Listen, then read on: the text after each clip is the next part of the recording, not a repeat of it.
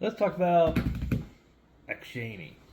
Akshainie is a major character in the Benediction blog. She crosses over from time to time, but generally is traveling with Benedict, and so she goes to the same places that he goes. And she was introduced near the end of Volume 1. Now, Akshainie isn't a human in any way. She's not partially human, she's not kind of human. She's a Naga.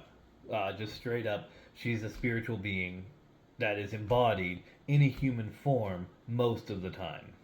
She doesn't always look human, but when she does, she looks like somebody from the Indus Valley because that's where she's from. She's a guard of Iravati, which is a city of Naga, and I'll explain more about where that is and its name and everything at another time. But she starts traveling with Benedict when she learns that the brood of Nakash is not a localized problem. When they meet, she's already hunting them down in and around Lahore, Pakistan, and learns from Benedict that they're actually a global problem. And she gets commissioned by the leader of Iravati to go and hunt the brood of Nakash with Benedict.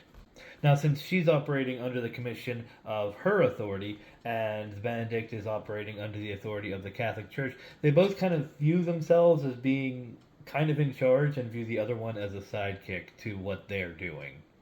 She brings to the table working knowledge of the metaphysical realm. She's a resident of it. She's a spirit that only comes to Earth occasionally prior to the story. So her bulk of knowledge is about how the spiritual realm works and what's going on out there and how to travel in it. And that's information that very few of the other characters actually have because they're human mostly.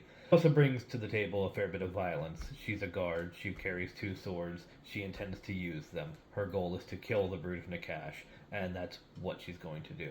They've been traveling together for a long time. They meet in the 90s, if I remember correctly, and then they are traveling together still when the story is entering into the 2010s. But they're both spiritual beings, and so for them, that's not actually that very long. They both have extended lifespans, and so 30 years or so is not a big deal.